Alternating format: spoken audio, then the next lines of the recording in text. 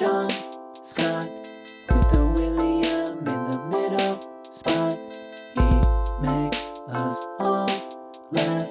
Welcome to the Sean Shack. Hello and welcome to Good Boys Gone Bland, Season 8, Episode 7, Role Models. I'm your co-host, Denali. I'm your co-host, Ryan, and I think James Corden is funny. Oh. Hail and well met, Ryan and Denali. I am Glizzy of Glizorpia, and I am here with my sword, Barbangyama. I concur, Ryan. Hi. I also find James Corden to be quite amusing. Welcome. Is this your first time at this event? Yes, Ryan, what is this event called? I can't quite read the sign from here. I had to leave my glasses at home.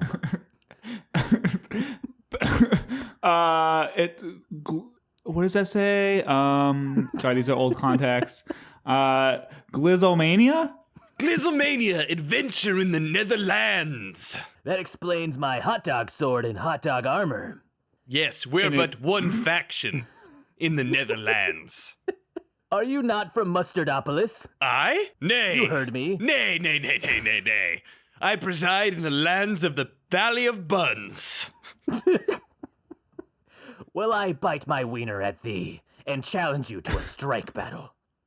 Hold, good sir. We have not discussed your weapons, nor Ryan's.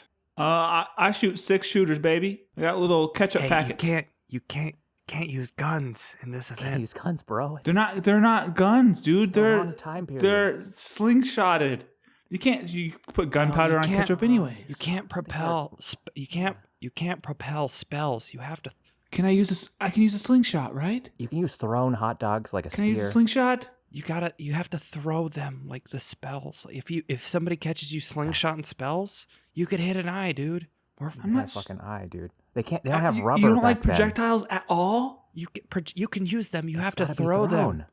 It's gotta be thrown. Jesus Christ! Read the it's fucking gotta manual. or it's gotta be attached to like the end of a foam arrow. Can I tie a string around it and I can throw the same thing more than once? Make haste, knave, for I grow weary. My giant sword, Barbangyama, is coming for you. I have hot dog fists. I simply insert my hands into these giant, short but wide hot dogs and use them as gloves. I have not seen a great master of the hot dog hands in quite some time. Squish, squish. Block, block. Well met, friend. Ryan, what do you carry? Apparently, just bottles of ketchup. Who puts ketchup on a hot dog? Heresy, I say. You guys don't put ketchup on your hot dogs? No, man. No. Okay, stop the bit. You put ketchup on hot dogs? I am a heretic who puts ketchup on hot dogs. Okay. All right. Listen, I I'm got not half from my freaking family. Chicago. Half my family's from Chi-Town, and you do not put ketchup on hot dogs. It's mustard and relish and onions. Maybe like a spicy pepper. I'm not from Chicago. Yeah. Well, you're wrong, man. You can't put fucking, you can't even get ketchup on your hot dog in Chicago, where they invented hot dogs, by the way. I don't care. They invented hot dogs in Chicago? I'm looking I don't think that's true. I think that they're from Germany. I think it's Okay, I'm looking up. It was invented in Frankfurt, Germany. In what? You're going to tell me that the town that produced Kanye West can tell me what I can and can't put on hot dogs? It produced other things too. Okay, Like hot. a giant bean?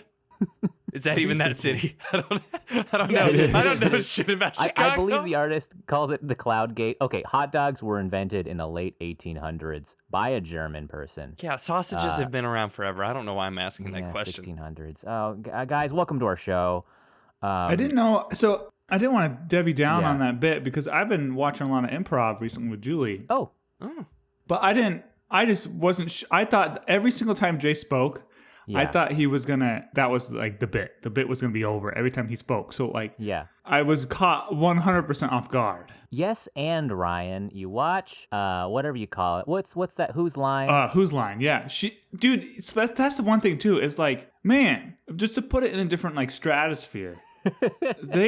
I've never really seen much of the show at all. I didn't quite get it before now. And like what we do, I dare to even like put it in the same category, right? It's like what we do is funny because we're bad, but they're funny and like bad on purpose. Will we no longer be funny if we get kind of good? We are good. It's the uncanny valley, dude. Listen, honestly, we've done enough improv, the three of us. I think we could be considered an improv troupe at this point. And Whose Line is like a professional NFL team. We're like a, intramural, like local team. Okay. And we're an all virtual troupe, which is more challenging, I think, than in person. So some might say we're a little more skilled. But folks, if you've been wondering what you've been listening to this whole time, this is a show, a podcast even, called Good Boys Gone Bland. A podcast where we marathon 10 movies of a similar actor or subject. We're on our 7th movie featuring Seann William Scott, the most underrated actor, I think. We're finding that out. What did we watch? Whose pick was this? It was my pick. Ryan's. We watched Role Models, I think from 2008. Hence the LARP bit. It's the LARP bit. Yeah, Jace and that's was, what we were doing. And he came in with the LARP bit. It's kind of an idea. I didn't catch it until about 3 minutes had passed. Oh, but I did. I'm sorry, Jace. The glizzy thing was off the I'm dome. too tired. I was only good, Jace. planning. That was good. See, that's what threw me off because that was too funny. Yeah, I only thought about the sword of the sword name. Yeah. Okay. Yeah. Good job, Jace. Yeah. Because in this movie, let's get off my toes. In this movie, there's community service involved and there's some LARPing involved. So I mean, you guys had texted me, right, about here's what happened: is Denali had finally disclosed how much work he puts into this podcast. Oh, interesting. Yeah. And then I was like, "Oh, hey, Denali, this week I'm gonna put my I'll do the pre-show, or I'll come up with a bit, right? So you don't have to do too much pre-gaming." Oh. Right? And then Jace was like, he texted and he was like, "Yeah, we could do some LARPing," and that was a really good idea. And I wish I prepared like a LARPing bit. Oh. We could do a LARPing bit if thou dost wanteth. We could keep LARPing. I was gonna ask you guys about that. Speaking of which. Have you guys like LARPed before? Do you guys own a boffer or anything like that? Or have you guys... What? Well, in the LARPing community, Actually. there's the tools that they use are called boffers. They're usually wrapped in like foam and duct tape. You can usually buy them at like state fairs or Ren fairs. Like I had a double-sided Darth Maul one as a teen. Huh. I mean, we're all D&D. Are you expecting us to say cool? I'm kind of pausing for applause here, and why just the feel free to name? react. Yeah, I mean, I think it's the sound that it makes when it hits somebody. I don't know. It's called a boffer, and unlike this movie, you don't just like clean someone's clock with it. You kind of lightly hit them. You don't just fucking knock them out by hitting them across the face with it like a lead pipe. But I was kind of thinking about LARPing as a concept. Is there a way we can make this better? Is there a way we can improve LARPing? It's a very it's kind of like D&D right now, where it's kind of like this obscure thing in nerddom, where it's like if you do it, it's kind of weird. People still kind of look down upon you like D&D was in the 90s. But is there a way to make it cooler or more accessible or more exciting? I think standardized rules. There might be. Yeah. Some. There might be, but they're not in pop culture. I'm less scared of this fandom than the furry fandom, so we can get things wrong here. Got a lot of hate mail for the furry jokes. That could be a good crossover. Okay, introduce furries into more than introduce, cultivate a whole subculture. I mean, that's cool. I feel like there might be a little bit of a Venn diagram there between audiences, right? I think we'll find some welcoming participants in both communities. I was thinking maybe introduce new time periods for LARPing. Oh, so maybe 2000s. What? Oh, yeah. Like everyone's wearing Matrix clothes. And they have those at dance clubs. Yeah. Okay. Yeah, but you're role playing though. You're role playing. You can do that quests there. and shit. Okay, fine. Future. Hey, find me a spliff. Go.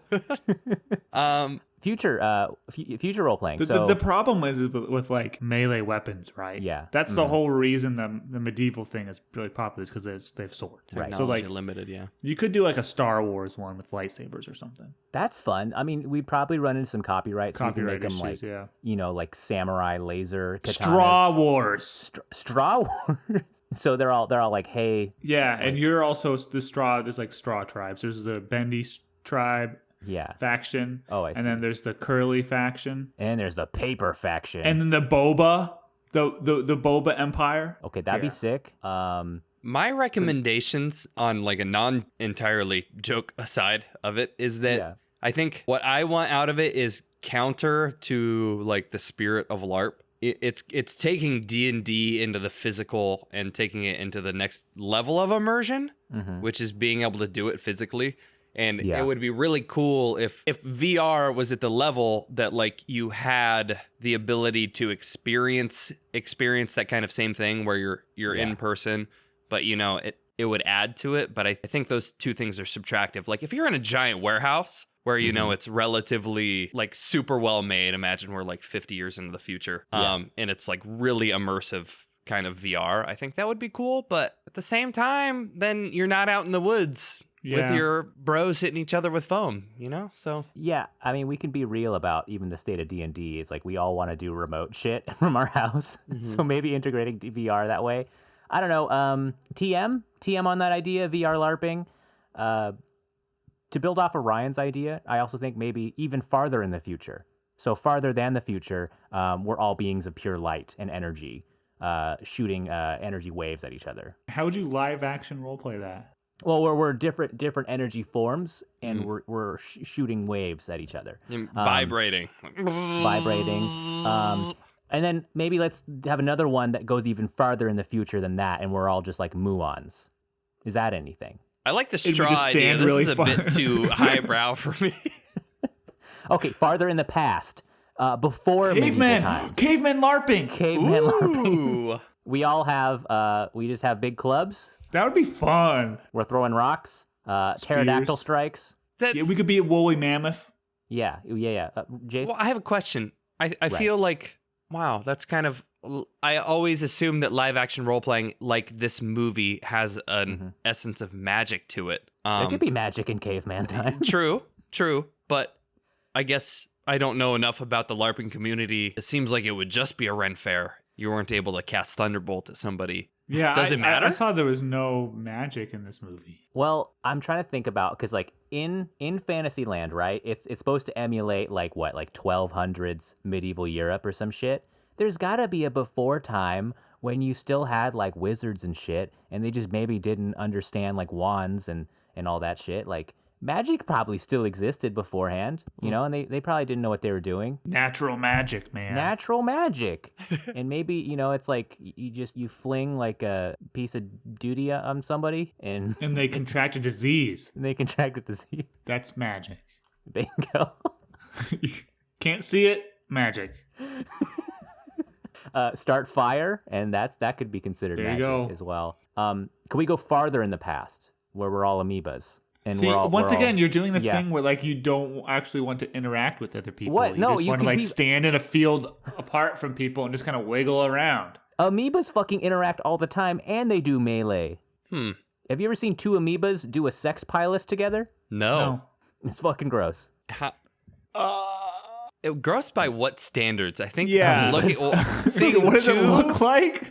I don't think I can imagine it being gross more than just like two amoebas sitting next to each other. Like wouldn't be gross. Is an amoeba a multicellular organism or? Well, an amoeba. I think it has stuff inside of it, right? But it's like singular cell. It might have like a mitochondria. Okay. Yeah, and I was also going to say we can go farther in the past before amoebas and just all be prokaryotes. Single-celled, non-organelled organisms. So you're just thinking Earth terms. Like, you're assuming that there's no other life in the universe right now. And that going in the past could be more technologically advanced. They might actually have magic, bro. Old Earth. Shit. The old Earth civilization. Old Earth LARPing, and it's so futuristic. It's like Halo. Okay, and then there was the Dirt Empire that colonized us and put a layer 1,000 feet of dirt over everybody, and that's why they can't find them anymore. I like this world building. Okay, any other ideas? Dinosaurs, man. I think you went too far with the amoebas. Yeah, okay. Dino LARPing. You're just back into scalies, dude. I know. No. Well, Okay, you know those T-Rex suits that were really big in like 2016? Yeah. Those inflatable T-Rex suits. I hate to bring them back, but what if a field full of them maybe doing hand-to-hand combat? no, like I don't think it's just T-Rexes T-Rexes, man. I think Okay. you want like a Stegosaurus, like the centaur in this movie, you know? But they didn't exist at the same time, dogs. T-Rexes and fucking Wow. Stegosauruses were separated by millions of years. Same with the freaking cavemen and the pterodactyls you were talking You don't about. know that? Anyways. Well, folks, a little argument. we're going there. to take our time to transition into the next topic. Here's some nice dinosaur sounds. Okay, Ryan, what was your bit? You said you had a bit planned. Oh yeah, I Ryan have a bit. whole bit. And Okay. Oh, please, God, don't be Survivor, man. I It's will an oldie fucking but a goodie. die.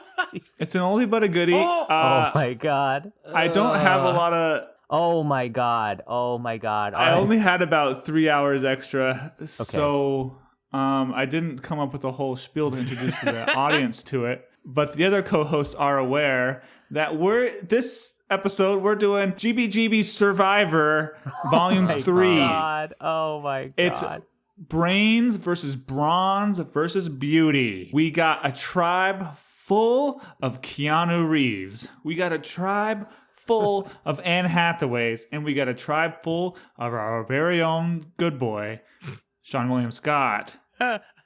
39 days, 18 castaways, 1 survivor. Now, last time we did this, we did a draft.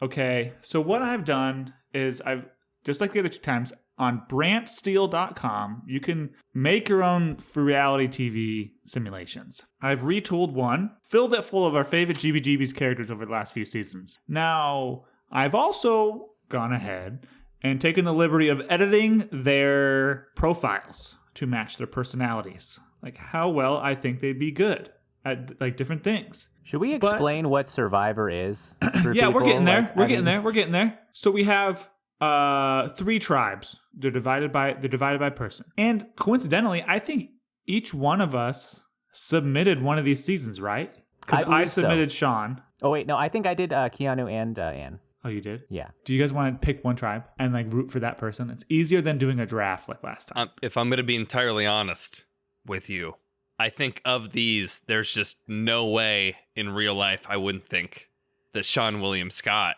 is just the most well-rounded, charismatic as hell, Okay. strong as hell. I'm forcing this bid on you. And I guess, if anything, I guess his like wisdom might be, oh no. I'm forcing this bit on you, but so you can go ahead and choose, you guys. But let's take a look at the roster here. Right. For the Braun tribe, we've got Alex Weiler from The Lake House. It's Keanu Reeves, baby. We've got Jack Travin. That's Keanu from Speed. We've got John Wick. We've got Johnny Utah. That's Keanu from Point Break. We've got Neo. He's the Keanu from The Matrix. Is his last And- name actually Anderson, or did you just I think take? so. It is. It is Anderson, yeah. And we got Ted Logan. Ted Theodore Logan from Bill and Ted. And we should say, folks at home, if you want to follow along, we're gonna post the video for this. Or you can just do my awesome. You can do my awesome audio narration, and I'm sure you're not going to lose a step. It's right? called Theater of the Mind. That's not a bad mix, right, guys? You got some action heroes, you got literal bending, like space bending superheroes, and then you got the romantic Ted boy, Logan. and you got a dumbass. Okay, for right, the Brain sweet. tribe, our Anne Hathaway tribe, we've got Andy Sachs from Devil Wears Prada. We've got Claire from Passengers. We've got Ella from Ella Enchanted. Badass. We have Gloria from Colossal. Has a mecha. Josephine Chesterfield from Hustle. Rich. Don't worry, super I had to thief. look all of these up. And Mia Thermopolis from Princess Diaries. Not bad, right? That's I just a feel like- teenager. Given Socially? Ryan's proclivity to hate Anne Hathaway, I feel like he's gonna stack all of these terribly. We've got a person who controls a Godzilla, a kaiju. Okay. Ryan does We've got love some- kaiju. Yeah, I love me some kaiju. And then the Beauty tribe, of course. It was a shoe-in. This is our Seann William Scott tribe. We've got Billy Hitchcock from Final Destination, the hockey player, the dumbass hockey player. Nice. We've got Chester from Dude, Where's My Car? The dumbass stoner guy. We've got Carr from Bulletproof Monk, like a literal god. We have Travis from The Rundown. He's like a Indiana Jones type thing. This is We've got too stacked. Wayne from Evolution. stacked. He's also a dumbass. And then we've got Wheeler from this week's movie Role Models. Also a dumbass. Okay, we should really explain what Survivor as a show Yeah, is. yeah. So Like, now we've we got should have these, said that we've got earlier, these 3 'cause tribes. No, we it's already fine. spent It's fine. 10 Introduce minutes. the characters. People know what it is. It's been on there for 20 years. I We've found got out what these Survivor was a characters. year and a half ago. We're going to run a simulation, and the show is like, every week they go to tribal council and vote someone out, right? And they live on an island, and they do these funny little challenges to win immunity and stuff. And if you win immunity, you can't get voted out. And at the end, there's going to be 2 people. This season has 2 people left at the end. And you guys can do a little role play for the final 2. You guys can give your jury speeches. All right, sick. Oh. And for also for people, like these are characters that we've seen previously on our show I think as that's well. very Like clear. we've done seasons. I mean, people might be hopping on this season without that's seeing too other bad. ones. Whoa, I just think it's good to that's explain. too bad. Yeah. Okay. I mean, if you don't like my bit, wait till next week, fellas. Okay. I've already I'm put just 3 trying to hours help. into making these character profiles. I'm just trying to help. You know how hard it is to find these freaking images? Yeah, that's pretty good. Wow. They have to be like the certain file type. I didn't even think about that. Okay. If you put half So- this effort into making our website, we'd be famous by now. So off the air, I'm going to put the profiles on.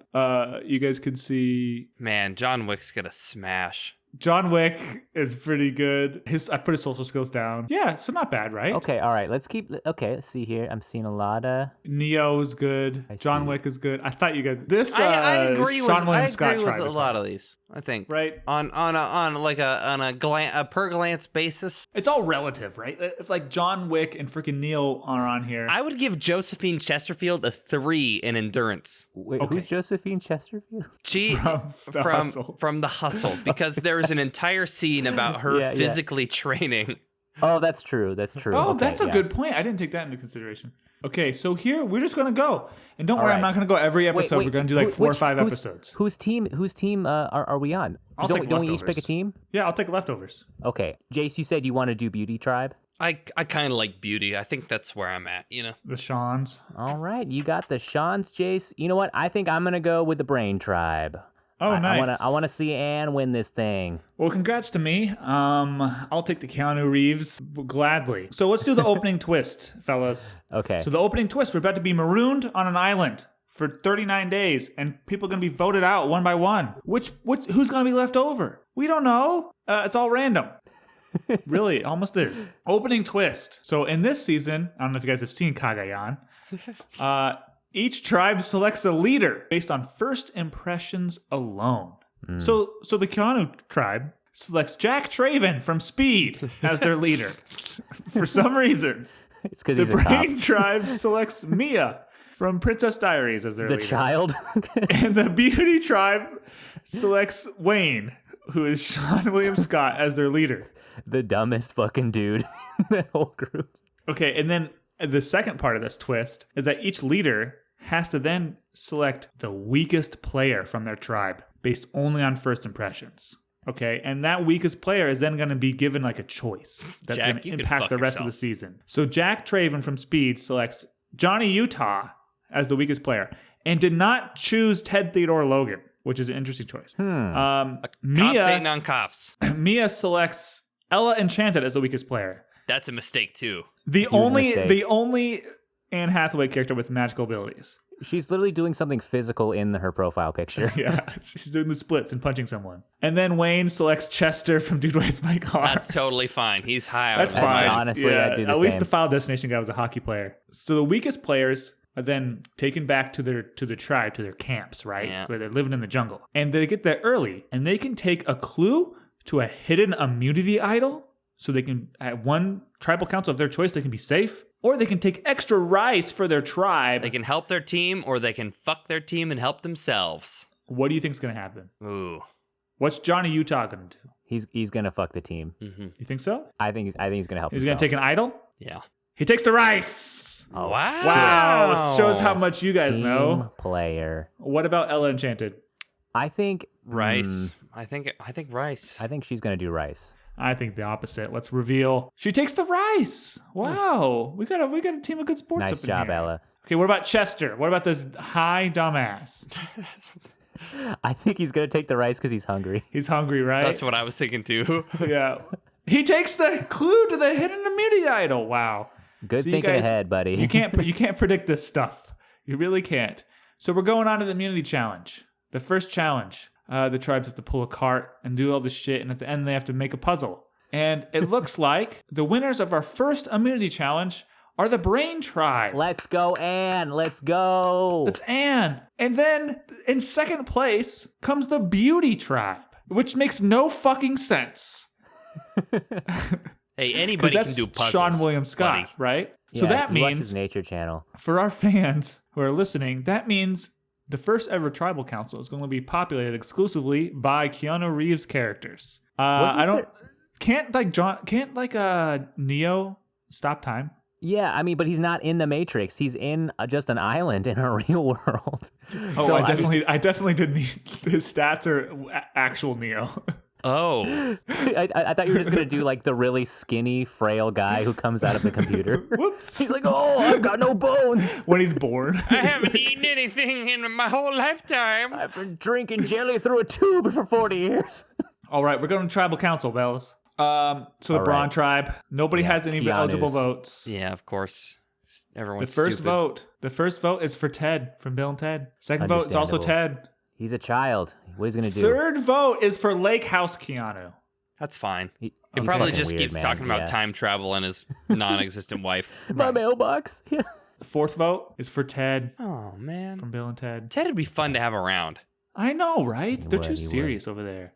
Fifth vote is Ted.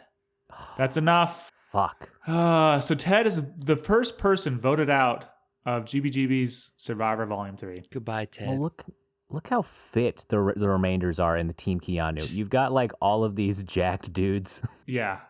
Him from the Lake House is seriously pulling their average down. I actually think that literally everybody, every single Seann William Scott is more buff than every single John Wick, which is I think- insane. That is kind of insane. Like, because I remember there Look was at a the Reddit. biceps on the role models, dude. Yeah. It's pretty good. Like, I remember there was a thread about like what actor would have the most insane army made up of their roles. I remember Keanu was like always the highest one. Well, Just goes to show you, man. Shows what they know, right? So let's skip ahead, right? We're not going to do this every single episode. There's freaking 16 episodes in a season. Let's go to episode 4, Okay. Oh, which is fuck. the twist. So looks like I'm Seann down William bad. Scott by this point has been Holy sent shit. to a couple tribal councils and has voted off a couple of his who did we lose? We lost Final Destination And And many others. someone else. and many others. Anne Hathaway also went to tribal council and voted out Oh, someone. shit. You lost one? Fuck. Who? I'm trying to. Big Her Mecca. movie You was- lost Mecca. You lost. I don't Oh, remember we the lost movie. Colossal Ann. Yeah, Shit. Colossal Oh man, That was- Colossal Ann. That's She the was like. a fucking good player. that's Was their she? big- She controlled a Trying to- robot. Halfway across the world from Survivor, somebody was I mean, fucked. in what universe is Claire from Passengers on that tribe and does not get voted out first? She's a ghost, man. Okay, let's go to the Hey, twist. We're supposed to have 6 teammates. Where's our 6th teammate? Yeah, she's in Ghost World, but she'll be kind of like sending messages from the other side. Okay, let's go to the twist. Puzzle pieces. The tribe with the fewest remaining members will be dissolved. Oh. The remaining players are randomly distributed. and acid. No, I don't want your Sean's. It's a really deceivingly worded twist because they mix up the tribes absolutely completely. Ew, I don't want these non-ans in my So we fucking have two tribes. new tribes. Two new tribes, guys. Don't Who love it. you favoring? I mean, we got John Wick on one hand, but Neo's on the other. Okay, if Anne wins the overall, I think I'll still be happy. I'm gonna stick with my brain tribe though. I think Braun. Yeah, Braun's looking pretty good. They're hot. Car is just so sexy. And we have the best glow ups. Yeah. Okay, All right, so we'll see. let's skip a couple eps. Once again, we're gonna get down to the merge. Oh, dang it. Oh. So we're gonna merge, everybody. This is our new tribe. We're no longer brains and brawn. We're hopefully not just dudes. Did they come up with that? No. Predetermined that. How is the lake house still in here? I don't know, dude. I got some revelations to tell you guys about Lake House guy. Who's our standouts that are left? We got John Wick still left. Neo's still left. Bulletproof Monk, Seann William Scott is still left. We lost Anne from our role models. Seann William Scott is here too. I think we lost Ella Enchanted Anne, who was my shoe-in to take this whole thing. Agreed. Who's the strategic threat? Strategic threat. So that's someone who's like really good at the gameplay, right? Yeah. Chester. I think he's social, right? Yeah. Johnny Utah is like a classic strategic threat. Josephine Chesterfield. I feel like Josephine's going to be doing it because she's like a master of deception. Like her whole thing is like conning people. I feel like she's a little social, a little strategic, right? Same with Johnny Utah though. He has to like mingle in a group, right? Mm-hmm. Yeah, but like I feel like he flipped sides really quickly. Like he got inceptioned by Bodhi. He played within like 1 week.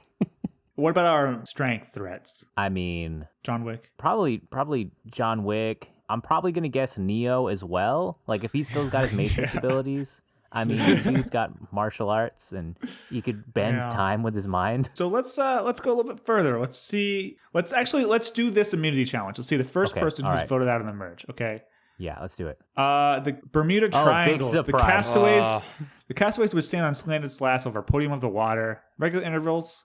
They would move up to a higher set of slats, making it harder to balance. Last person left standing wins. I want to go and guys, on record here and let the people that are listening to this know. If you've never watched Survivor, just Google longest Survivor challenges. People will stand on these tiny little fucking slats in the tropical sun for 10 hours to win an immunity challenge. In a recent season, they ended a challenge because everybody remaining in it had to poop. Wow. And I think one person already did poop, and they had to edit out like a portion of the challenge because the poop was like on camera. Holy shit! So that so they leave it all. They leave it all hanging. So Neo wins from the Matrix. Not a big surprise. I feel like this might be a clean sweep from here on out. That is such bullshit, dog. You've got a cyber god up in here. Let's see who they vote out. And this is also going to give us an update on who has the immunity idols. That's a lot of fucking immunity idols. 3? What the fuck? Lake House 4 has a hidden immunity idol. Role Models has a hidden immunity idol, and so does John Wick. But so does Jack. Speed Keanu has the super idol, which can be used after the votes are read, guys. That's a thing? Yeah. Wow. And Neo won challenge. So only a few people are like, unless they use it. So it's time to vote. If anyone has a hidden immunity idol and you want to play it, now it's time to do so. But nobody stands. They never do. So only Neo is immune. Even though these people have the idols, they're choosing not to play them. Let's get going. I'll read the votes. First vote, Andy. That's Devil Wears Prada. Oh, Chester. Dude, where's my car? No. Good choice. He's like a vote. boy. Jack Traverin from the Speed. He had an idol, guys. Remember, he had an idol. He didn't play it. They never do. Next vote, Jack. Next vote, Chester. No. Jack. Oh. Chester. No. Okay, that's 4 votes Jack, 3 votes Chester, and 1 vote Andy. We have 3 votes left. Then Andy. Who's this freaking voting Andy out here? They're doing a split vote? Then Chester. So we're tied. Okay. 4 votes Chester, 4 votes Jack, 1 vote left. And the next person voted out of Survivor GBGB's Volume 3 is Chester. Oh, shit. You know, good choice. There are some like some social faux pas that will get you voted out really quickly. Like I think maybe even in Cagayan, there was this one dude who was an athlete who was like, they were like, he's eating too many bananas. Oh yeah, that was Heroes versus Villains. Yeah, I feel like Chester would have eaten too many bananas, and they'd be like, "We gotta vote him out because he ate too many bananas. He's not doing enough." And it's like, that's the type of game that Survivor is. It's weird. It is. It's a social game. People got voted out one time because somebody won a papaya on a reward, but the reward was that you had to eat it in camp. And he just left it like sitting there, and someone wanted the leftover papaya, and it started like a big fight. I mean, when you think about Chester too, he scorned so many people in Dude, Where's My Car? Yeah. Like I feel like he made a lot of enemies. Enemies. Yeah, it makes sense. Okay, we're down to our final 8. Let's skip ahead a few. We'll go on episode 11, so we're at our final 7, you guys. We're getting down to the end because at the end, only 2 go to the final tribal council. And okay, at some point in the last 3 seasons, big shocker. Looks like Neil was voted out. Guys. Pretty much, we've lost Neil and we've lost almost every single Seann William Scott besides Wheeler. And I think besides role models, yeah, we got One 4 more Seann. Keanu's, 2 Anne Hathaways, and 1 Seann William Scott. Folks, can Andy Sachs from Devil Wears Prada beat John Wick, Johnny Utah, and Jack Traven? I feel like there's probably an alliance here, right? Right? There's probably an alliance so. between the social threats and the physical threats. There's probably two factions. Let's go to the reward challenge. Oh, let's go to the immunity challenge. Let's go right away to the immunity. You gotta dig in the sand, and looks like Jack from Speed. It's another Keanu Reeves win for immunity. Woof, you guys. Another immune cop, big surprise. Looks like some Welcome to America. qualified. It looks like a couple idols have been used, but this time voted out is Josephine, you guys. Oh, damn it. Another Anne casualty. Fuck. Yeah, I'm sorry. Come on, Andy. So we only got 1 Anne left, 1 Seann William Scott, and 4 Keanu Reeves. wow. Let's skip to the final. Shit. This is gonna reveal who's in the final couple. So do we have bets? Okay, I feel like John Wick's gonna make it to the final. That's a good bet. Alex fucking Wheeler's making it. I fucking hate that guy. I want John Wick and Andy Sachs in the final. Like, That'd I think, be good. did Kagayan have that one nerdy kid in it? Spencer? Alex Weiler's Spencer. Let's be clear. Okay, let's go to the final. We'll see who is there. The last 3. Oh, man. It's all We just got- Keanu's, baby, across we the got- board. 2 Tonys.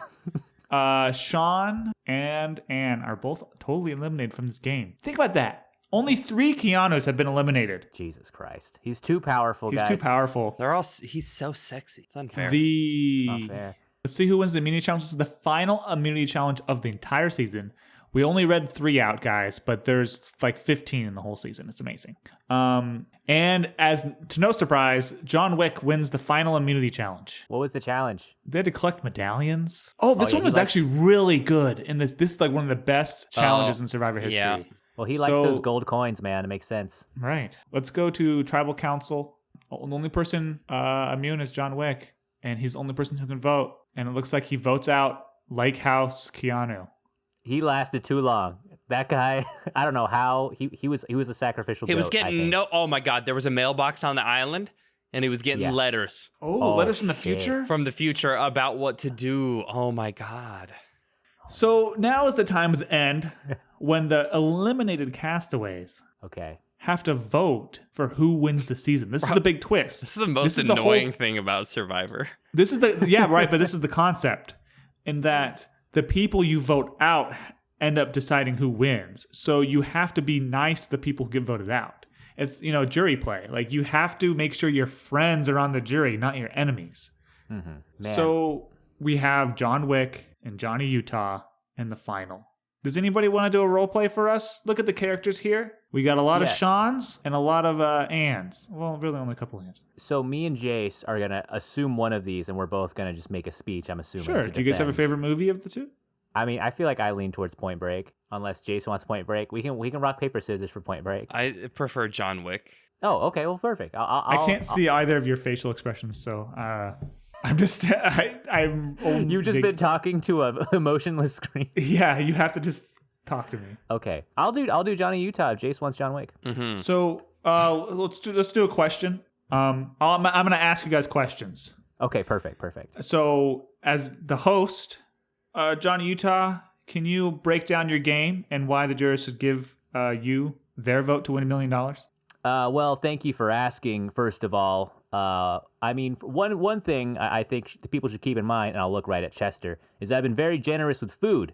You remember when my partner was asking for a meatball sub, I got him too. And I think people should keep that in mind, how generous I've been throughout this game. I've been a good team player. Okay, John, Other John, What was that? Oh, I can answer Other again, John, I guess. Other John. I want out. I've done my best to get it here and pay off this debt. Pay the debts. No, it's too Bronxy. I don't know. It's fine. No, dude, I'm go for hearing it. Christopher Walken again. I want to get back home. You could just leave. I've got to earn it, Helicopters. and I've earned it. Okay, thanks, John. A little depressing. So our first juror is going to be Wheeler from Role Models. Wheeler, what's your question?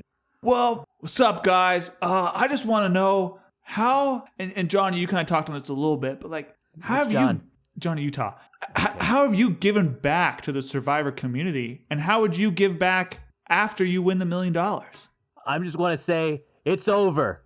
It's all over. We got you, and I'm gonna win this. And the way I'm gonna give back. What?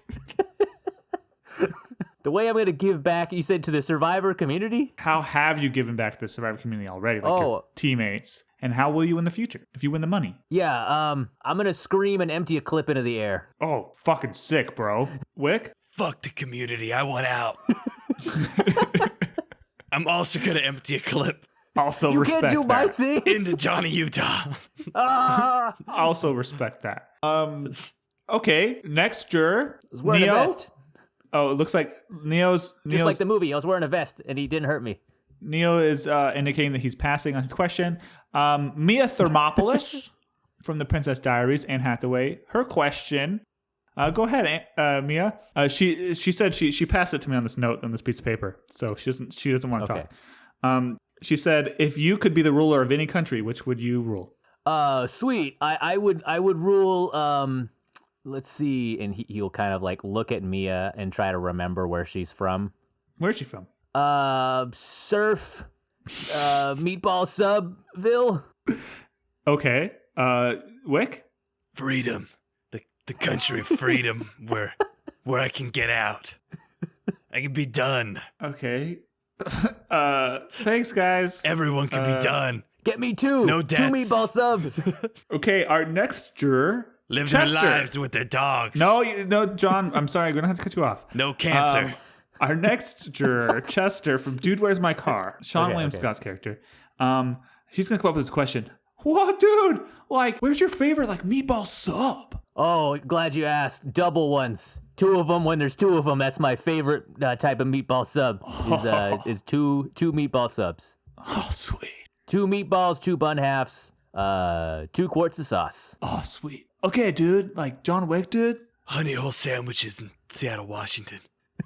All right. Oh, is that a real answer? Is that in America? That is in America. Yeah. Oh, okay. Okay, and now our final juror, because everybody else is in the cutting room floor. Lake House Keanu. He says, "Oh, what's up, guys? If you could like write a letter to anyone in the past, who would it be?" My dead wife. Oof. You feel me? If I could write a letter to somebody in the past, I'd write a letter to myself, warning myself that I was going to get double-crossed by myself. I betrayed myself and my badge by joining that surf gang, and I will write a letter to myself saying, hey, buddy, watch out for yourself, because you wanted to go surfing so bad. So I think that's what I do, but I love surfing, and Okay. I love meatball subs. If you don't vote for me, I'll be forced to kill you because I'm a world-class assassin. Okay. And scene. Let's go to the reunion. We'll see the votes. How the jurors voted for who. Now, this is the opposite. You want to see your name. They're voting for who should win the $1 million now. Okay, the finalists wait for the winner to be revealed. It's time to reveal the winner. The first vote goes to John Wick. Second vote goes to Johnny. All right. Third vote also goes to Johnny. All right. Fourth Two vote, for me. Get me 2 John votes. Wick. Freedom. We're tied at 2 votes. We both got 2. Next vote is for Johnny Utah. Oh man, this next vote could be it. If it's for Johnny Utah, he wins the $1 million. Oh, the 6th vote goes to John Wick. Okay, Oh, man. guys, this is the last vote. This is the last vote. Wait. Can I just talk to John real quick before the next vote? I just kind of saw it, but let me just talk to John real quick. Listen, man, no matter what happens, I just want to let you know that it's been an honor being on this island with you, man. And, maybe you should stop killing those folks or something. I don't know. John gonna Dane him with the response. Freedom. All right. Cool. Okay. I went out of the cave. And our final vote goes to Johnny Utah. Oh, apparently I miscounted. There's more votes. I'll empty another clip in the air out of frustration. This is the high production quality we got here. And the next vote goes to John Wick. Wait, so what's the count? We're tied. Okay, John, I want to talk to you again.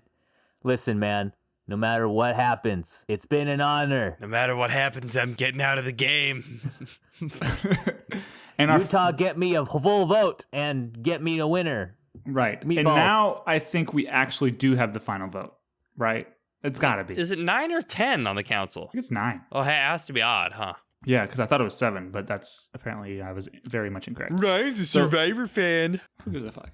Okay, 4 votes Johnny, 4 votes John, and the final vote goes to John Wick! John Wick gets up out of his chair, grabs the money, and leaves. The final vote count was 5 votes John, 4 votes Johnny. Johnny empties a clip in the air. Wow. Congratulations, John Wick. You win $1 million, and you're finally out of the game. John Wick shoots an assassin that was in the crowd that was sent to... And look at this. The fan favorite award goes to Chester. Chester. Good fan job. fave. I'm job. glad that Sean won something here. And honestly, I saw this shit coming. I knew fucking John Wick. So is gonna take it. every simulation I've done, Yeah. because I can re-roll essentially, either John Wick or Lake House has gone to the end. Lake House? Wow. Keanu? Why Yeah. is he so stacked? Foresight. Yeah. Ryan, what are Lake House's stats? Like, why is he so good? I don't know. Want to look at it for a minute? I think this is kind of like the mid-player fallacy with Survivor, where it's like people who are really mediums end up surviving. Absolutely. He's got good social and good mental. Wow. And good strategic, I guess. He has almost the same exact stats as Josephine Chesterfield. Actually, maybe a little... Huh. Yeah, about even. Ted's stats are the worst thing I've ever seen. He's bottomed out on everything besides social. Yeah, I had to Wow. give him social. Congrats, John Wick. Yeah, that was fun, guys. See, it's not too bad, huh? And Ryan, you did rig the game so that we'd get the money for the John Wick cross promo. Seen John Wick in theaters, John Wick 4. Yes, we very much have lots of money coming our way. So folks, go see that good movie because he won our Survivor game. Okay, not so bad, huh? So we've got to talk about role models now, Now huh? we talk about role models. All right, thank you, Ryan, for the Survivor game. It's been a while. Like, when was the last? Well, that's the problem, guys. I really didn't want to do it. But then again, like, it's been so long. It's been since the season before Keanu. Who was that? Yeah, I think it was our holiday horror season. I believe. Oh, yeah, it was yeah. Krampus. And we had dogs. Yeah, we can.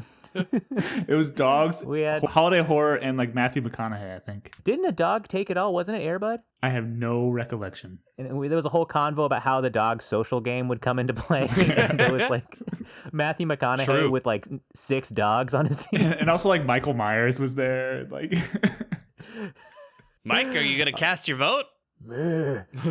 stab who you don't want to vote for. All right, should we get into this dang movie that we watched? Let's be real, a while ago. We had to reschedule our recording a couple times. 2 weeks ago? Which is why A week and a half? at least a week and a half. Folks at home, we don't normally do this. We had some busy schedules, which is why we're delaying so hard on giving a review from Role Models, because we have to remember what happened in this dang movie. I'm looking at my notes. It's completely nonsensical. It's just one sentence reactions to what I'm. Yeah, too. That's how Me I too. felt with the movie we had to watch with Kaimi. So Ryan, this was your pick. Do you want to yes. give like the spiel? Yeah, unfortunately, you got to listen to me talk a little bit more. We got Role Models. It came out in 2008. Middle of the writer's strike? Wow, deja Really? vu. Yeah. Yeah. And there's these two guys. They both work at the same company. They go door to door to different like middle schools. School to school. Yeah. And sell energy drinks and say, do energy drinks, don't do drugs. I forgot And about that. Probably After worse it- for you. After a really bad day, Paul Rudd, the main character, he crashes his Minotaur energy drink truck into school property. And Seann William Scott just kind of caught in the crossfire, right? They both get sentenced to community service. And their community service is to mentor in a Big Brother program. They pick up a couple of mentees who are kids who don't really fit in with not only their own peers, but with other mentors. And this kind of oddball sort of situation happens where Paul Rudd mentors Christopher Mintz-Plass's character, Augie. He's the LARP head. That's what we were alluding to. Most of the plot is about the LARPing. And then Sean William Scott's character, Wheeler. He's the kind of like the cool guy, right? And he mentors Ronnie, a troublemaker. A young little, probably like what, 3rd, 4th grade? Troublemaker. Yeah. Hijinks. Hijinks ensue. Guys, this movie, it came out November 7th, 2008. It debuted number 2 in the box office, making $6 million. I think it did pretty well. You guys probably remember when this came out. You know, we were kind of entering high school, probably like the perfect age I to would have watch a movie sworn like it was this. later. I would have sworn. Yeah. This movie made $92.4 million off a budget of 28. So this is like a huge success. Wow. For a movie like this. It opened number 2. Can you guys guess what was number 1 this week, November 7th, 2008? Hangover. It wasn't Hangover. I'll give you a hint, though. It is a sequel to an acclaimed animated comedy. I'll give you 2 points if you can guess the full title. Ice This Age was a 2. Huge sequel. It wasn't Ice Age 2, The Meltdown. To an Let me know when you want another Bugs hint. Life 2. That never came out. Cars might 2. it have been the It wasn't Cars 2. what movie couldn't we watch with like Red Riding Hood? Hoodwinked. Was this potentially Hoodwinked too? You think I don't think Hoodwinked that would 2 be number 1, dude. was number 1 in the box office? Hard to say. $40 million. Dude. It made 7 million times its budget. An animated comedy, you say? Yes. In Is it one we November. would know? Like, is it one we would know? Absolutely. And if I reveal anything else, I feel like you guys will get it. What? I like this because the audience could play along too. Okay. That's there a- was... I was gonna say Shrek 2. I think came out way before then. Way before Right. that. It did. Yeah. It's not Are we Shrek taking? 2. You're saying sequel, not like threequel. It's a sequel. Number Sequel. 2. Okay. Number 2. Monsters Inc. 2. It's not Monsters Inc. 2. Oh, And that's Monsters University. Do you want a hint? voice Yeah. actor I'm gonna or be- something. I'm going to be very careful about my hints Okay. here. No, you can do that. Yeah, it's fine. It opens with baby versions of the main character. What? What? God, Baby versions? the baby versions of the main characters is how it opens. Is it like is it a big Disney IP? It's not a Disney IP. Babies? Okay, I will name one voice actor, Ben Stiller. Oh, okay. I think I know it. Madagascar 2? Escape to It is Africa. Yes, you got it. Madagascar Wow. 2, Escape to Africa. Ryan gets 2 points because I said he would if he gets it. Yeah, I like that one. Number 3 in the box office this week is a threequel, and it is a Disney movie, and it is huge. Cars 3. It's not Cars 3. It's on its 3rd week here, and I'll give you a hint. Toy Story 3. It has basketball in it, and maybe some singing. High School Musical 3. It is High School Musical 3. Wow. Senior year. 2008? Yeah. We See, have that's a what I lot- mean. Role Model seems Yeah. way post that, right? Yeah. This is insane. And I'll do, this is the last one I'll do. This is number 4. This is in the same vein as this movie. We're talking same comedy. I'm thinking probably like similar director as well. This is a comedy starring Seth Rogen. It's in its first Pineapple week. Express. Not Pineapple Express, but you're on the right track. Knocked Up. It's not Knocked Up. Well, okay then. I don't know why I'm thinking super bad, but It's a movie about filmmaking. Zach and Mary make a porno. Zach and Mary make a porno. Yeah, Jace, you got it. You got it first. Zach and Mary make a porno. I remember I watched that on my iPod Nano when it came out. Wow. Yeah, I think my friend in my Boy Scout troop had it, and he put it on my iPod Nano. And I watched it like on a camp out on like a tiny screen that's like the size of like. Man, the like things my we had to thumb. do back in the day. I know, it was crazy shit. Do you guys remember seeing this movie back then? I definitely Yeah. didn't see it when it came out because I would have sworn it was like 2011. Mm-hmm. I think we watched it maybe like on DVD at my house a few Yeah, times. maybe that sounds right. I think this was actually maybe even a blockbuster purchase for me. I think my dad rented this one, and I think I also remember it was the unrated version as well. Did you guys watch the unrated version, right? I can't. Well, yeah, because I think the default is the unrated version, which I guess Yeah. is that's why I saw boobs. Right. Right. Like, what was it with comedies in the 2000s with having unrated versions where it's just dicks And boobs boobs and like added on. and it's like this adds so much to the movie that you have to have a version. Yeah, to it's like include really it. strange too, because like they're basically saying the only reason we took that out is because they made us. Let's be clear. Which is really I was weird. excited about that as a teenager. Like, oh, we're watching gosh, the no, we unrated would watch an version. entire movie if that was on, the prospect. Dirty.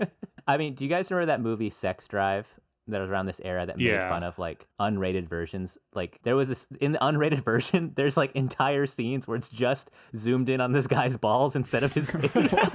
And the audio's the same. It's so funny. Wait, what? I don't remember that. Yeah. And then like there was another scene where in the original movie, the guy's like running naked through a cornfield, but it shows the top half of his head. And he's like, oh, these people are going after me. I remember. And just the camera is just replaced with just the bottom half, and it's just the thing swinging back and forth think I for watched so that. long. I think I watched that in Jake's garage. Yeah. And then, like that was my favorite unrated version because they just like ruined the movie because it was so much. But going into this movie, Ryan, because we've been sharing a rental, we figured out that we should share an Amazon account. And seeing you rented the unrated version, I was like, Lord have mercy. This was also Amber's first Seann William Scott movie she has ever seen. No, What? why? She hasn't been watching? This is like the worst fucking movie I've heard of once. And then within like, I think 10 seconds, she was like, what the fuck? Didn't watch the rundown? This is No, rife man. with 2000s era comedy faux pas Holy that is just shit. like does not hold Well, up. that's one thing too. Is like it's when they were like, we're at the height of comedy. All these jokes are the funniest they'll ever be. We're gonna make all these jokes, and then within about 5 years, we realized that like all their jokes were in really poor taste. Yeah. Oh, man. This was like peak shock humor. Yep. And Right. granted, Seann William Scott, who was first billed in this movie, he delivered on that shock humor with huge effect. Like, I can't even say it, but like what the things he said to like the middle schoolers that were making fun of him in the cow costume. Yeah, it was not smooth at all. It was just like boom. Let's be clear too. Like I was like, I'm watching that movie. I'm giving it a first shot, and I'm like, that is something that a middle schooler would say Yes. to an adult. Let's see how the next 15 minutes of this movie go. And then it was like, oh god. It was like shocking, and it was like every 10 seconds. It was like I felt pretty bad laughing, but me and Julia had a good time watching this movie. Let's not. I mean, Yeah. I felt Yeah. bad, but we really did laugh a lot during this movie. But a lot of the time, we were laughing at the fact that like the audacity of them to Right. say that. I want to point out that it was Yeah. directed by David Wayne, who directed my favorite comedy movie, Wet Hot American Summer. I didn't know that. Yeah, and so the sense of humor is not the same because he didn't like write it, but like Yeah. it's kind of that like irreverent, you have to buy in completely to the universe type of humor. Yeah. And like the logic doesn't make sense. Like they're an energy drink company and they go to middle school to tell kids not to do drugs. Like doesn't make any sense. But like, oh, it's David Wayne. That's actually one of the more sensible plot lines. So the big tip off for me was that it has Ken Marino in it, who's like one of my favorite actors ever. He plays the stepdad. Right. Augie's stepdad, who is a total dick to him. And I love Ken Marino. He's my favorite character in Wet Hot American Summer. So knowing stuff like that, where because him and David Wayne have worked together, and he put the character who's supposed to be like the bad guy of that portion of the story, but he put a comedy actor in it.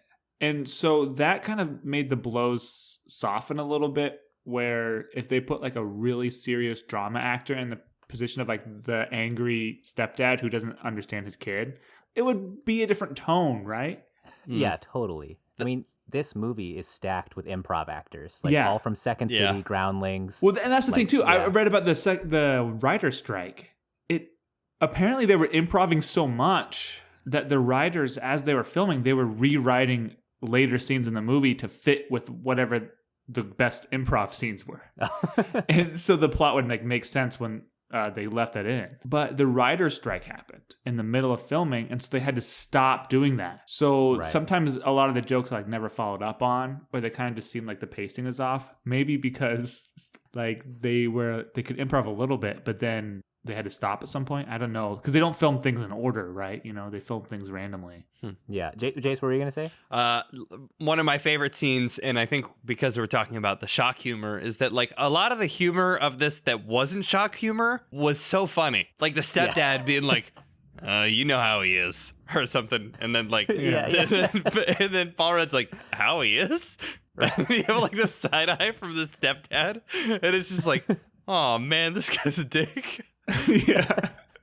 And like Jane Lynch's character is so good. She was so like good. This is the perfect casting because Jane Lynch always plays Jane Lynch. Right. And like this one, they let her buy into her character 100%, which is like totally David Wayne's style. And I usually am annoyed with her when I see her, but in this movie, I think she did a really good job, and she's hilarious. Yeah. To speak on like what you were saying, Ryan, about like how this seemed all improv, like the narrative logic doesn't make any sense because they get in trouble, right? And like, what the fuck is this program? Yeah. Like, they're taking like these adult men and pairing them with children to like hang out with all day. Like, it's really fucking weird. And they're like, okay, go take this child unmonitored and then just like hang out with him all day long with no supervision. Like, immediately me and Amber were like, what the fuck, dude? And like immediately you have someone like Seann who's taking this kid into some really bizarre scenarios. The gun is his dick. Love so gun or funny. whatever.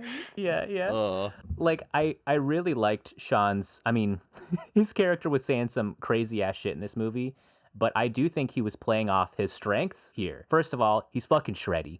He has a funny dynamic. Yoked, dude. I have an entire paragraph in my notes about how ripped he is. He's getting more shreddy, I think, with every movie we're seeing. It's crazy. He's like Wolverine. Yeah. Even in the beginning where he's just in the mascot suit, just doing physical acting where he's just like dancing around, it's already funny. And then once he starts kind of getting into the actual role, his dynamic with Paul Rudd, I thought was pretty good. Yeah, his delivery in this movie, I think, was better than a lot of his other comedy roles we've seen, especially like consider Dude, Where's My Car, where like he's playing that role up to like a slapstick. And like after he says a line, you can almost like, it's like a sitcom, but there's no laugh track. Like you can almost hear him wait for it. But in this movie, everything is played straight. Everything's played in the real world. So it's just like one joke after another sometimes. It reminds me a lot of like Forgetting Sarah Marshall in a lot of ways. Yeah, it's very tight writing. Yeah. Right. The writing is tight, but then again, like every time someone pops up on the screen, like, oh, like Keegan Michael Key was in this, but he was totally underutilized. He had 2 lines and he was just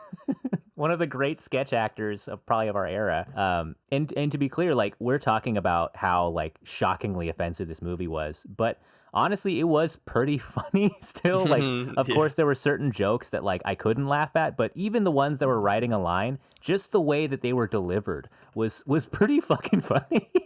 Like we found ourselves laughing a lot, even guiltily, to this movie, which you know, honestly.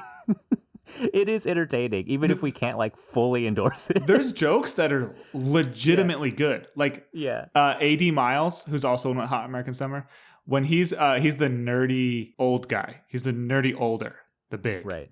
So he's always the one who's like trying too hard. Yeah. And when he's pooping, when he's pooping at the camp, like there's just a walk by him. cutscene.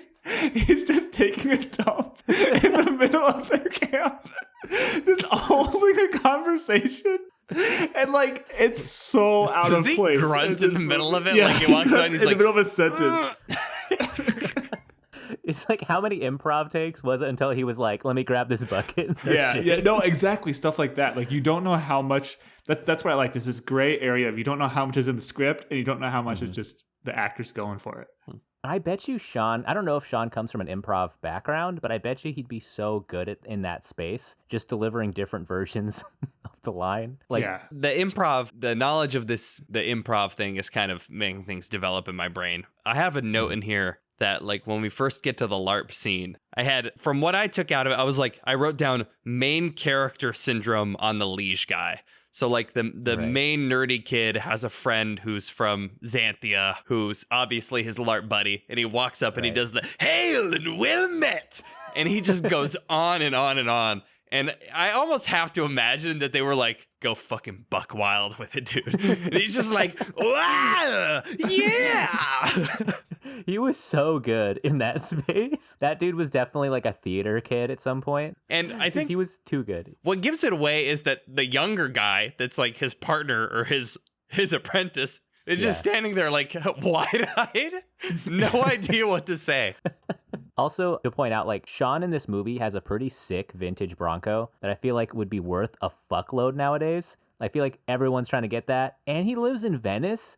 Like, this dude is probably so goddamn rich. And the thing, too, is, like, he's in a bungalow in Venice with this cool car, and he has, like, an okay job, and he just parties, like, 24/7. This dude's living the He loves his life. He says it multiple times. But then at one point, the movie gets really serious. And Paul Rudd's playing the scene for a joke. But Seann William Scott says, like, you're my best friend, right? And, like, Paul Rudd's like, oh, we're just coworkers. And, like, I get that on such a fundamental level as someone who, like, moved to a new city to get a job. And the only people I know in the entire city, I've been here for 3 years. Practically the only people I know are my coworkers. And, like, it gave me a different side of Seann William Scott's character where he's not this person who's, like, he goes to parties and stuff. We see that aspect of him. But, like, on his day-to-day life, Paul Rudd is the person he spends the most time with. And that's, like, real. That's not like some, oh, how do they know each other? Oh, maybe they knew each other from high school. We don't really develop that at all. There's one joke about it. But, like, in this, these are adults who have some sort of adult relationship with each other that's totally foreseeable. And how they play in that space is believable to me, because it's not like they're not doing all these wildly fantastic things to show their devotion for each other. A couple of times in this movie, they are like, I don't want to be friends with you anymore. And towards the end, they reconcile in, like, a really, really mature way. And Seann William Scott's like, I'm just doing this for the kids. Yeah. And, like, that's so deep for a comedy movie. You don't see that out of, like, Step Brothers and stuff. It reminds me more of, like, Superbad, where the friendship is really the story. And it's not about going and getting drunk and partying. I think it fits with the genre of, like, platonic friendships, like the value of that. I mean, kind of like in I Love You, Man, where someone's just navigating adult friendships. Right. That's a good point, dude. Like, a lot of our lives are dominated 40 plus hours a week with our jobs. That's our only social circles, especially in America. We're, like, kind of all fundamentally alone unless we really, really try hard to break out of that box. Even like I think I told you guys before, like, in Korea, my grandparents, they still have their tight group of homies that they've had since they were in elementary school, and they still meet up like once a week on the dot, always, and like they kind of prioritize friend clusters. But I feel like we really don't do that much here, and it's like, if all we have is our coworkers, man, fuck, like, what happens when you get fired or laid off or moved? Well, right, too. And, like, it makes me think about us. Shit, Denali, you texted me the other day and you're like, Facebook says we've been friends for like 14 or 13 years or something. Yeah. That's bananas. And at the same time, I've known my coworkers for 3 years, and they know, like, everything about me. So, I mean, I totally get it. And it reminds me a lot, once again, I'm going to keep coming back to this, but it's by the same director. Wet Hot American Summer does the same thing in a way where, like, they're summer camp buddies. And they're like, we're best friends at summer camp. I'm going to go back to my normal life, and you don't go to the same school as me. Oof, and man. It's like, ugh. That's hard, dude. That's hard. And it's in anyone who's had really close work friends and then changed jobs can relate. And I feel like that's everybody. And it's sad. It's like the seasons changing, Fuck. Oof. Anyways, let's think about funny stuff. Hey, did you guys catch the Ben Affleck thing? I was literally about to say that. Okay, the references to our favorite dude. Right. That joke is just so out there. But the obscurest part, he said, come on, reindeer games. Yeah. Right. And that movie was too obscure for us to watch on an entire podcast season devoted to Ben Affleck. Like, that's a deep cut for this, like, 7-year-old kid. Mm-hmm. It is. And tied into that was a line in Avengers, which Paul Rudd was in later. What? Really? Iron Man calls Loki reindeer games. He's like, let's do this, reindeer games. Oh, I think that's more of just like he has antlers on his head. I know, but he's referring to the movie Reindeer Games, and it's Paul Rudd's in that franchise. And Paul Rudd says a line. Maybe this is we found our link. Yeah, we found the link. Let's Dance Ben Affleck. to talk about Seann and his little scenes together. It was like, okay, I think at the time I was like, wow, it's so cool that they're bonding and connecting. They're playing Xbox and partying together. But now looking back as an adult, it's fucking weird. He's like talking about really sexual things to this kid. Man, I don't know. I don't know if it really holds up in that regard. And then he just like leaves them at a party too, where they're just like doing drugs and shit. Yeah, Well, I at mean, least they cover. I'm glad that they cover that. Yeah. Like the mom Yeah. is like, "What the fuck is wrong with you? Why did you do Well, that?" exactly, Jason. I totally agree. And like I think the problem that these movies, once again, we talk about this all the time, but like the problems that movies of this era in the comedy genre have is that the audience might not be able to tell whether the people who are making the movie are trying to condemn that behavior or not. Mhm. Whereas, like Jace just mentioned an example of an in-universe character looking down on the characters and saying that's not okay. But it's not overtly clear whether the audience should be like, you know, kind of feeling the same as that character or Right. Seann William Scott's character who did the bad thing. And so like I think Denali was seeing in that way what you're saying is like the audience is seeing this and might think it's advocating. And Jace is like, well, the in-universe characters are seeing it and condemning. And those are both valid ways to see it, but like I like when my movies make it very clear that like it should be bad. Because we go back to Ghosts of Girlfriend's Past. Yeah, I mean, It's pretty. I mean, that's kind of heavy for a comedy to be specifically touching on. You know, I don't know that they had that goal besides furthering the relationship between Ronnie, his mother, and then Seann William Scott, which we come back to later, where he's like, "I fucked up. Can I hang out with your kid?" I think they were, you know, trying to use him as the cool, sleazy role model, which, you know, we know is bad, and that's literally Right. just fully personified. I think, yeah, they probably just weren't thinking about it very hard. Yeah. With this movie, they were just like, let's just have something buck wild. But just again, just like watching it, like right for now, sure. it was just like, what the fuck. I liked also the contrast between Seann William Scott and Paul Rudd's character as well. We kind of talked about how they're both kind of fundamentally sad on the inside, but you have Paul Rudd who's wearing business casual the entire movie to show that he's dead on the outside completely. And he kind of comes out of his shell. And you have Seann kind of just wearing like affliction shirts the whole time. And you kind of like realize he's also kind of compensating for that same, I guess, adult deadness too. And seeing them both kind of overcome that and also just kind of grow into each other too was a cool part of the movie. Like I liked kind of the wrap up of this. It's interesting to me that the character growth for Seann William Scott was finding like two people that he connected with and could like mentor and being a part of that. But at the same time, like beyond his friendship with Paul Rudd, he's got a pretty like continuing that he's like, oh, I love my life. It's like he's not working too long. He's having a lot of fun.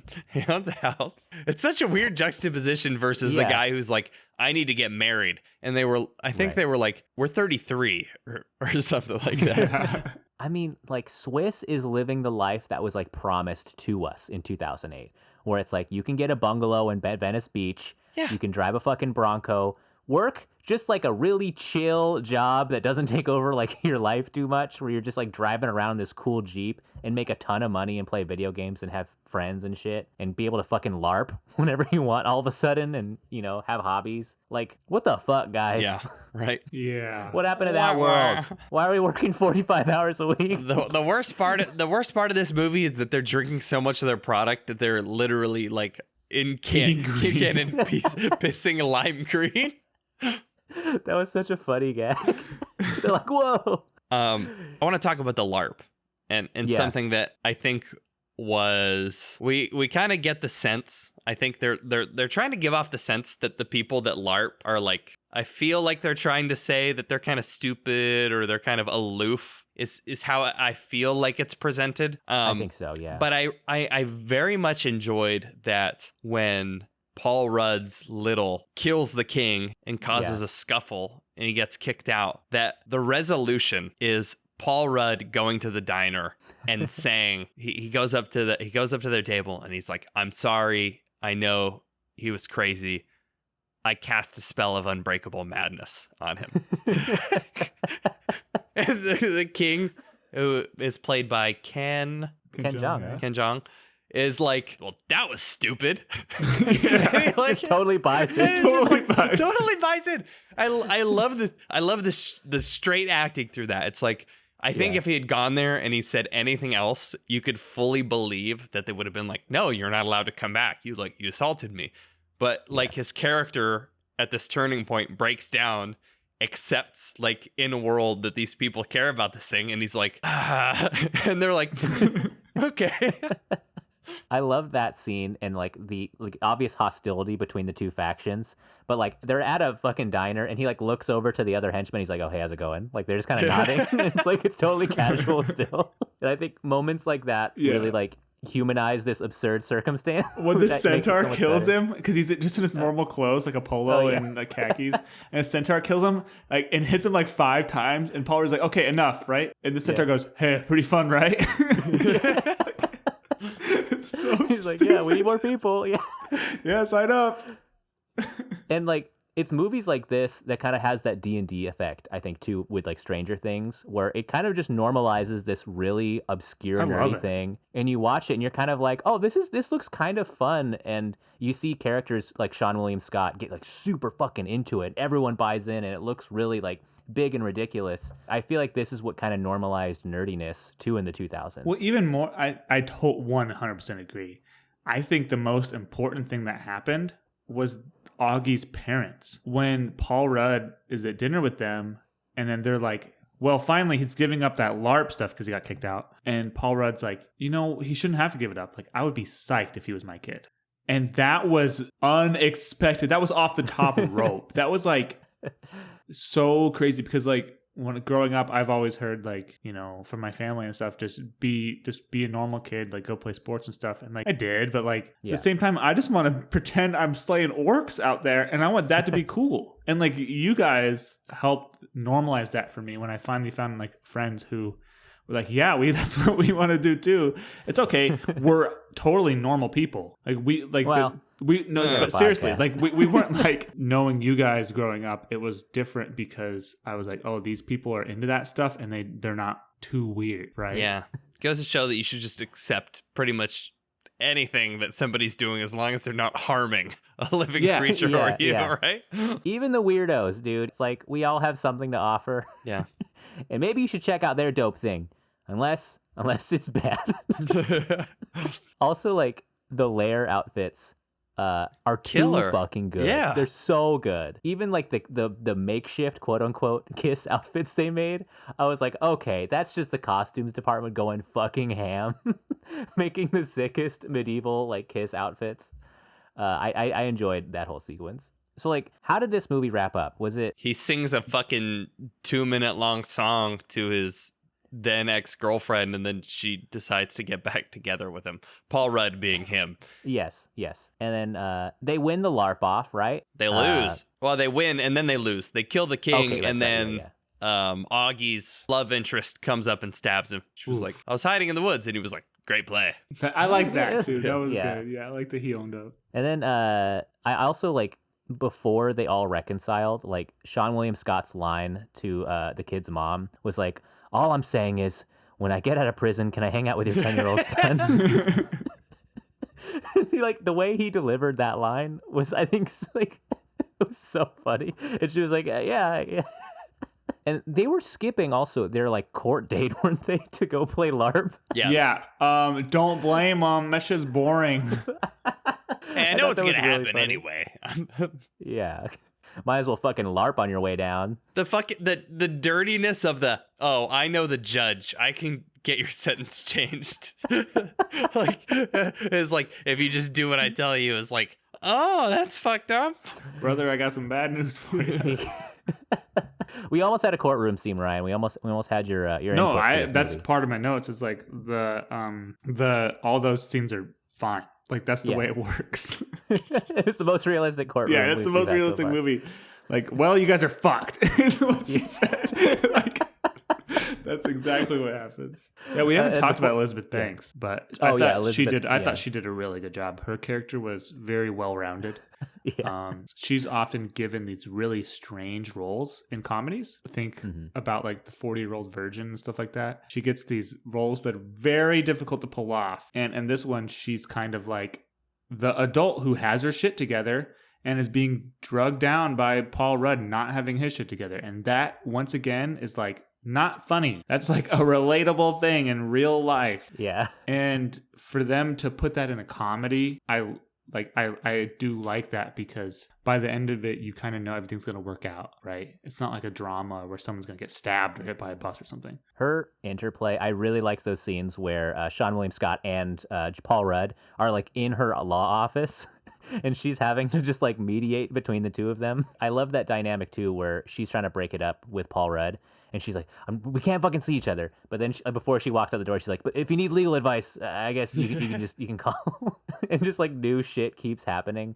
I thought that was really funny. Did they get back together? Yeah. Yeah. It's the whole end end? song. He sings that big song. Does he sing Rocky Like a Hurricane? Was that what it was? No, he improvs a song. But it was to the tune of Rocky Like a Hurricane, wasn't it? Oh. I don't think so. That's a, I thought it was a Scorpion song. song. Yeah, because that was That the plays. karaoke in the beginning. Yeah. But it's, yeah. I don't think so. Well, do you guys want to get into the meters for this thing? Mm-hmm. Our Shanometers, where we judge how Sean this movie was. Ryan, do you go first? Yeah, it's my pick, so I'll go first. Yeah, so independent of what we think about the movie, I'll rate my Sean-o-meter. I think this is going to be a 9. I'm just going to come out and say it. The only thing in my mind, the only thing is missing is the caw-caw.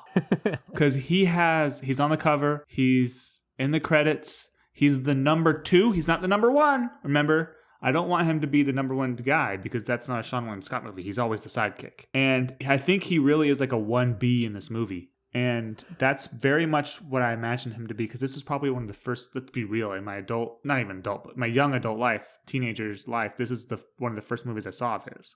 So like, this is very close to the perfect Seann William Scott movie. And I don't got anything bad to say about his performance either. This is not like a dude, where's my car situation when you're not sure how much is the script and directing and how much is him. He brings his comedy chops, and he's a stud. Man, oh man. I want his arm routine. So yeah, I'm gonna go ahead and give it a 9. All right, a 9. A 9's a good score, Ryan, and I think you made some good points here. I was looking through the role model's entire script and control effing, because I think this is our first movie where they don't say the movie title in the movie. That's been consistent across all of Sean's movies. Which you feel like they would be a really easy shoe-in here. This is the easiest one. I know, and I didn't write it in my notes because I didn't find it, because I always try to make that note. I just control F'd, and I did not find it in the entirety of this movie script. What are we, like some Jane kind Lynch of role models? Yeah, I was thinking about this. Pound for pound, Swiss was really delivering here. I think he had a really high hit rate with jokes, I think, for me. Even though they were fucking terrible, I think just his delivery and his ability to sell some of these personalities, I think is so good. I think he was deployed extremely well in this movie. And I think if you like Sean, you get a lot of him here, and you get a lot of him playing to his strengths, where he's kind of the really wet character playing off of kind of a straight man, which I think is ideal for Sean. He sacrificed himself to save Paul Rudd at the end, where he jumps in front of the foam baffle sword, which I think was also really funny. The way he buys in 150% in all of his movies, it's exhibited here as well. I think I'm also going to give it a 9. I think you could get higher. It's still possible, but this is a really well-rounded Sean movie. I don't have anything intelligent to say. Say like Sean, baby. I like him though. Might as well give him a 9. Well, yeah, I think he had the 1 point, I'm comparing this maybe to the Rundown. Okay. I think he had that little bit of extra zest and screen time and fucked up comedic input to the film that, I would agree that this movie can be a 9 for me. Indubitably. I am suffering from watching this movie 10 days ago, and I'm drawing a blank here. If you point blank ask someone like who watched Role Models 10 days ago, just give a full review for 2 hours, they'd be like foaming at the mouth. I think that's funny, because like my view of like the different levels of education is like explain something in a certain amount of words or for a certain amount of time. Like elementary school is, okay, explain this in 5 seconds. Let's take, if we're talking about the Constitution. Right. Elementary school is explain the Constitution in 5 seconds. It made the United States. Boom. High school is explain it in like 15 seconds. It's a document that was written in like 1789, and it contains the Bill of Rights, which give us all the amendments and shit. And then college is like, okay, you got like 2 minutes. Explain the Constitution. And then you go on and on and on for a couple more minutes about who wrote it. Maybe give a couple examples. And then law school is like, okay, what's the Constitution? Here's 4 hours. And you have to like break it down like line by line kind of thing. And like our podcast is the 4 hours version with stupid shit that we watched 10 days ago. It's like about Seann. Like if someone now was like talk for 4 hours about Seann William Scott, boy, could I. Yeah. And I think that's so funny. And I think it maybe gives a good perspective about what we do here. Like we give deep dives on some really dumb stuff. If Berkeley had one of those build your own curriculums, we could teach a PhD level class on Seann William Scott. Yeah, that's what I'm talking about. I'll jump right into my movie meter. Yeah. Sorry about that mid rant. I liked this movie. I hate to say it. There's a couple scenes that I wish weren't in it. And that's one thing too, is like take the unrated version, but give me the rated version. I don't care about like the nudity and stuff. I'm really not bothered by that. But take out the culturally insensitive or stuff that hasn't aged well. Like I think that if you take out all the bad stuff, this is a good movie. And it's very difficult to place. I really enjoyed watching this movie. I love David Wayne. The running joke of Ken Marino talking in people's personal space is so funny. I laughed my ass off, and it wasn't even a real joke. It's just a big wide shot, and Ken Marino is standing like 2 inches from Paul Rudd's face. Just stupid stuff like that. 80 miles pooping in a bucket. I think I'm gonna go ahead and give it a 7. If it was cleaned up a little bit, it could go up in the 8 or 9 territory. I mean, it's on the comedy curve, but there's a couple things that don't sit well with me. I'd like some of the longer comedy scenes I thought were done poorly, such as the coffee shop scene. That is big on Boomergram. Oh my God. With like him being like, oh, you want Starbucks? But it's like all these different sizes and like, what's a venti? And like, congratulations, you're stupid in 4 languages. Like the point in this movie is really that he's the dumbass. He was being a dick, like, He's not only is being an asshole, but he doesn't understand that venti stands for 20 and it's a 20-ounce drink. And he's trying to sound pretentious and saying, like, you guys are idiots trying to look cool by using different languages, but you really mean dumb things. Like, people cut off the end of that scene where he gets put in his place, and they use it to bash on, I think, our generation, right? Those millennials. Right. And so stuff like that, like, I feel like Keegan-Michael Key was underutilized, but I thought this was good. Paul Rudd is, like, the perfect stand-in for a normal person. I can't, like, fault him for being kind of uninteresting. I kind of didn't like how he was a Debbie Downer. So it's no Wet Hot American Summer, but I enjoy it, and I'd recommend it with a couple caveats. So I'll give it a 7. Yeah, Ryan, I mean, I pretty much agree there. Like, watching this movie, I was surprised by, like, how much I laughed at it, too. Or laughed with it, I should say. Because we've watched a lot of comedies on this podcast, and a lot of ones from this era, too, that, like, I was disgusted by, and I didn't laugh. But I couldn't say that about this movie. Like, it was actually had really good comedy in here. I think the strength of, like, the improv cast really showed here. And there's a reason why it was, like, so successful. People still quote this shit. They still make memes of shit. Even that Boomergram thing's still popular. Like, it made an impact, and I think it was really successful. And honestly, for the time, I think it could have been considered like a good movie. It's only now, like, looking back, that I'm, like, finding issues with it. Watching this when I was like 13, 14 years old, holy shit, I thought it was like the funniest movie ever. I think all of the actors did like a really good job. I really bought into Paul Rudd and Swiss's, like, chemistry together. I think the whole movie's kind of sold on their, like, buddy-buddy relationship. I agree that Paul Rudd's character was just, like, so fucking depressing to watch, but it was a nice foil for me for Swiss's character, who was just very, very on. There was shit that was relatable in here. I think we found like an intersection between like real adult issues and the complete absurdity of this world that they live in too. I really liked, we talked about the whole like LARPing conversation, like how it just touches on that. I love like things touching into like obscure nerddom at the time. I think most people have never heard of LARPing before this movie, and they made it seem kind of fun and cool, which kind of says a lot. This movie overall was a pretty fun watch. It's not perfect. I'm going to give it a 6. I'm just gonna give it like a solid regular thumbs up. I think Seann was good in this. Enjoyable watch with again some caveats. I don't think this happens too often. Me giving the movie the lowest score. Oh shit. Oh no, I should change it. Oh god. I'm cutting it straight down the middle. I think this movie is more enjoyable to think about watching and to reminisce than it was to watch, because like I was psyched for role models this whole time, like the whole season. I was like, oh, that's a movie that's gonna come up, it's gonna clap, it's gonna be great.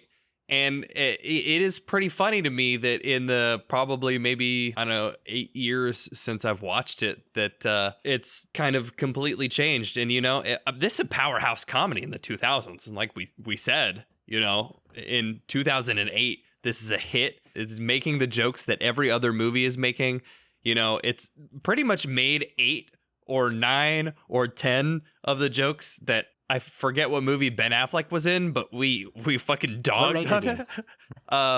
Which not the Clerks, not Clerks. Oh god, dude, Chasing Amy, where we just vicious, like that movie wasn't funny, and then it had like it had the same comedy as this movie, and it was bad, and we just viciously shit on it for like 2 hours straight.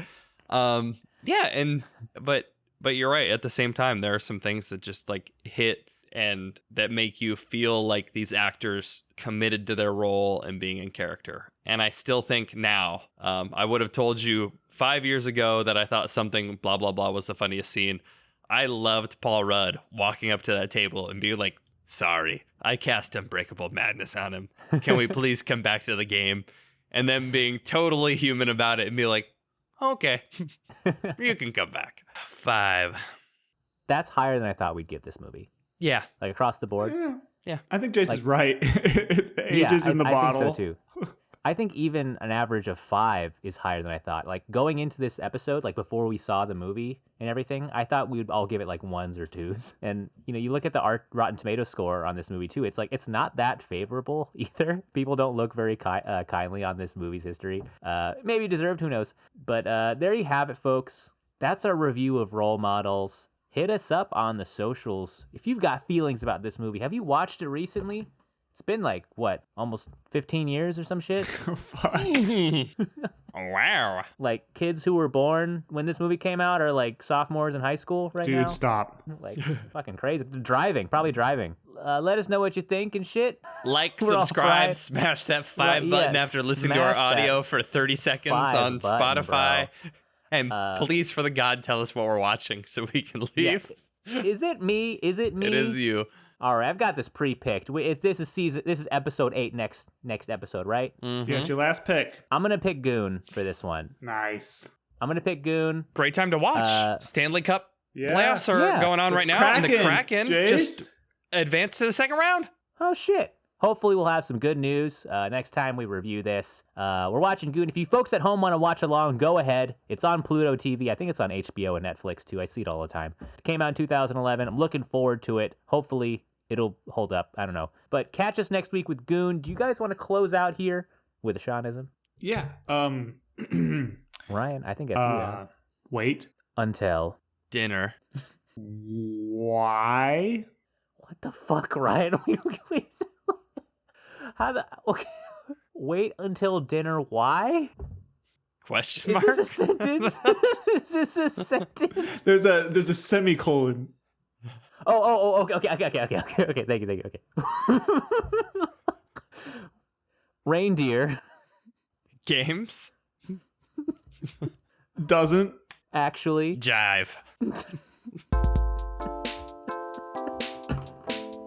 These are just getting worse.